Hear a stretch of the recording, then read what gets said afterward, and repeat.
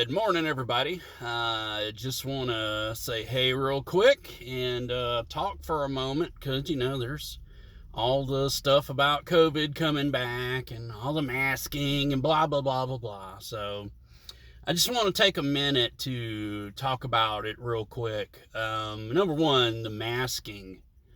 I saw where CNN at least kept it to N95 masks, but there's something everybody needs to understand about masking. The only way masking works is if you have a mask that has microbial filtering and forms a seal around your face. Those procedure masks they hand out to you for free at Walgreens and other places do none of those. The procedure masks that doctors wear in surgery do none of those. All it does is stop large droplets coming out of the nose or the mouth. That's all it does. Now, if you're actively sick, number one, you should stay home. Number two, if you can't stay home, yes, you should wear a mask, right? Because that's going to stop those large droplets. But the idea that, you're just going to have everyone wearing a mask with no microbial filtering and no face seal, and you're somehow going to stop, airborne microbes that way is fallacious at best, okay? There's nothing scientific or medical about that. And number two, the most pressing thing that I think I really want to talk to people about, and this is personal,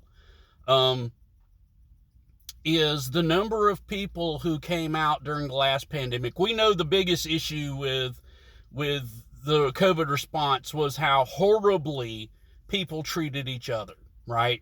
People who jumped on the propaganda and turned into mask Nazis and vaccine Nazis, and you unfriended people, you treated people like dirt, you attacked people in public, and it was all garbage, right? So before we get to that again, I want to be very specific about the people who were claiming to be immunocompromised. So my mother died of cancer. She had cancer twice. And the second time it metastatized in her bones and it killed her. She was immunocompromised. Most chemo patients are. Her doctor's orders were not for her to tell everyone in Mississippi to wear a mask. Her doctor's orders were for her to stay away from situations where she may get sick. The only time she went in public was to see her doctor, to get her treatments, and after that, she couldn't even have her grandchildren around her or pets.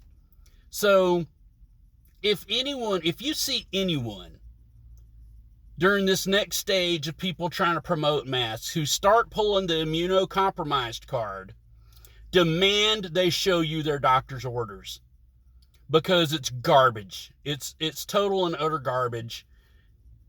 The idea that you're going to use that strategy and the suffering of real people who couldn't even be around their families, who couldn't be around their loved ones, and this idea that somehow the whole world is supposed to cater to the immunocompromised is bullshit. It's utter bullshit. That's not the reality. So the next time someone wants to get up on their podium and start talking about immunocompromised so that they can try to speak from a position of authority or generate some kind of sympathy for their position or say, you're endangering my life, I want to see your doctor's orders. That doesn't mean I need to see your personal health information. That doesn't mean that I need to see, everything, your social security number, all that crap. Personal identifiers be damned, right? Just show me where the doctor told you that you're immunocompromised and you should still live your life normally and demand that everyone else around you behave differently. Adjust their lives to not affect your immunocompromised status. Okay? Show me that. Because I watched what my mom went through. And making that claim to add weight to your bullshit argument is hideous. So, be smart, people. It didn't work last time. It's not going to work this time. And you need to be thinking logically about what masks do and don't work in what situations, and not follow the advice of people who tell you as long as you're wearing a bandana and you're dressed up like a stagecoach robber that you're helping people. You're not.